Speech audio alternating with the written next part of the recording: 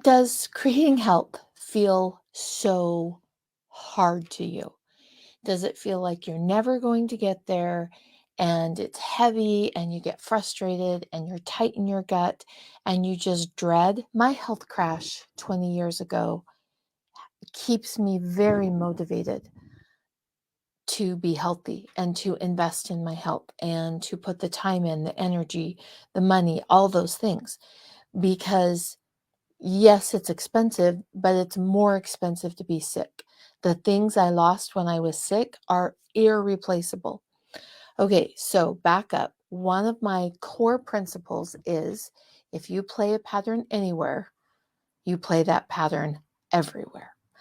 And just meaning, like, let's say you avoid talking hard relationships with people really close to you, then you probably avoid hard situations with money.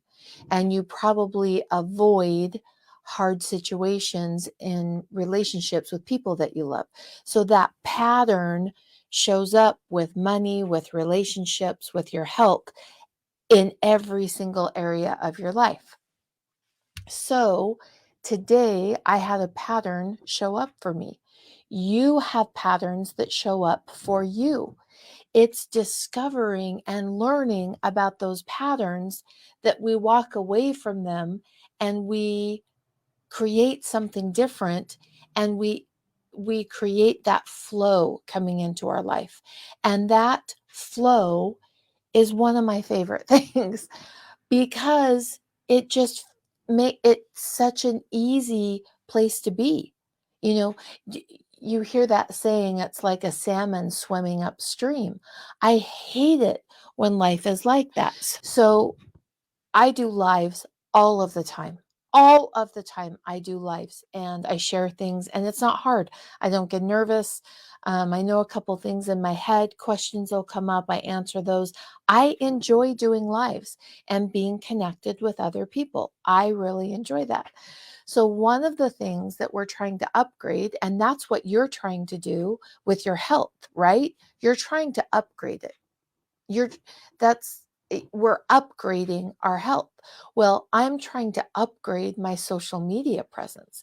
And so one of the things that I'm doing is doing more structured videos on YouTube. So today I had a deadline. Have you ever had a goal when it comes to being healthy? Like, I'll start on Monday. Oh my gosh, that's a whole topic in of itself, because that's actually perfectionism. If you've ever had the thought, I'll start on Monday, mm-mm, no, no, no, no, no, no. That is perfectionism, and you're not going to start on Monday. Health is happening every single moment. You're either walking toward it or you're walking away from it. It's not, I'll do it Monday. That's, oh, when everything's perfect, when life is better, when the stress is gone, when this relationship is better, when the house is clean, when my fridge is organized, when my cupboards are done. That's just a big old fat lie. So let's just call that for what it is. So the next time that one comes up for you, you can recognize, oh, that's perfectionism. And remember, perfectionism is usually driven by shame. That's what drives perfectionism.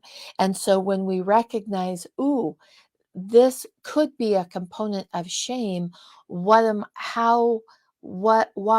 I experiencing shame over whatever it is that you're putting off? So today, this morning, when I got up, my only goal today was to create content.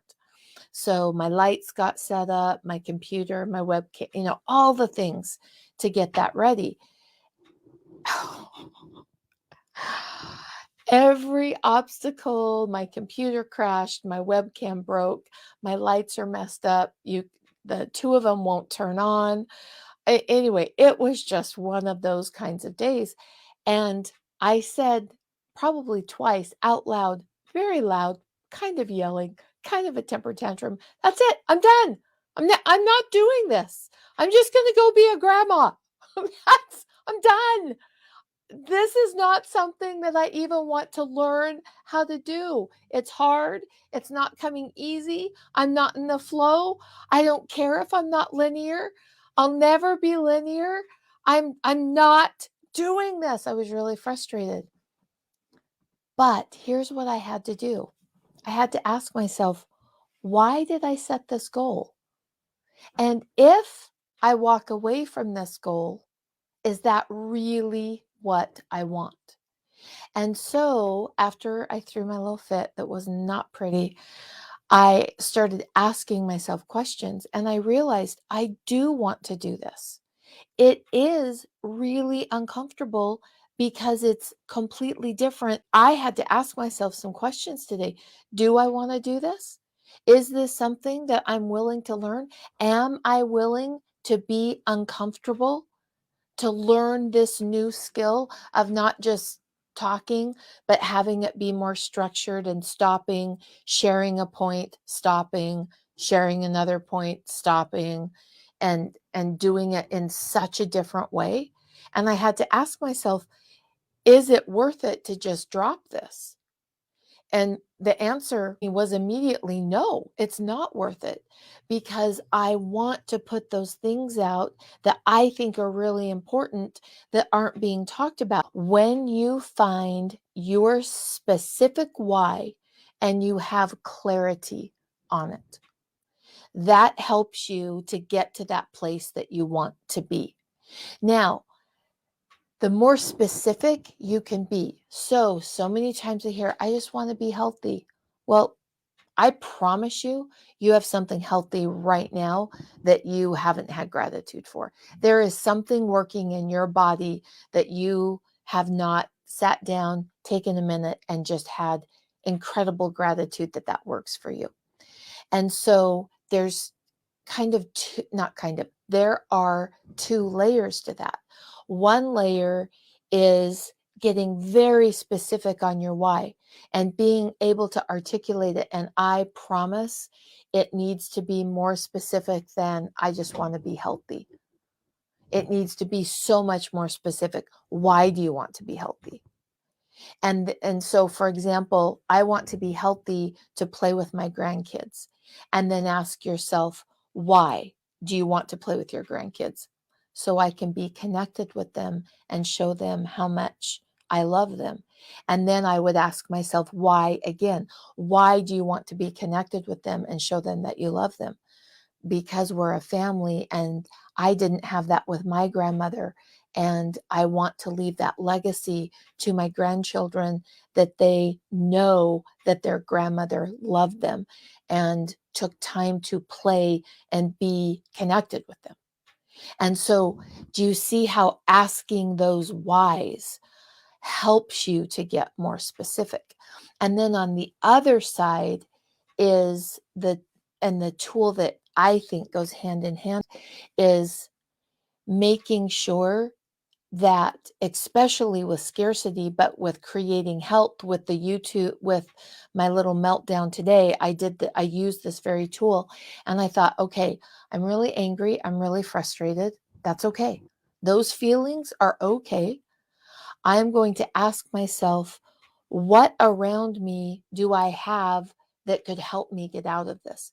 And so literally I looked around and I wish I could show you. I'm not on my phone, so I can't flip it. But I've got a stand-up desk. I've got double monitors. I've got lights in front of me. I have a great mic in front of me. I have a new 4K webcam. I've got so many tools around me. And just the act of naming off all of my tools earlier this afternoon helped me not be as frustrated. So, is what you can do is you can ask yourself, okay, what tools do I have around me to step out of scarcity? What do I have right now?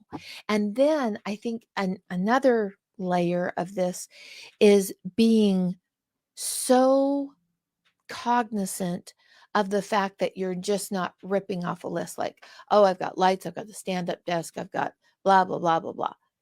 That with each item that you're listing that's going to help you that you already have to get out of scarcity, or listing things that are already healthy in your body, that you're experiencing gratitude. Now, for me, I feel that in my chest. It feels like expansion in my chest. Um, think like Christmas morning, that excitement, that's what it feels like when I experience that level of gratitude. Because just ripping off a list and naming a list does not change your experience. It's when you step into creating gratitude. And women that are healthy know how to create. Women who are healthy know how to create. They know how to create time and space for themselves. They know how to be creative and manage all the things that are happening around them. And they are very creative when it comes to creating gratitude. Living the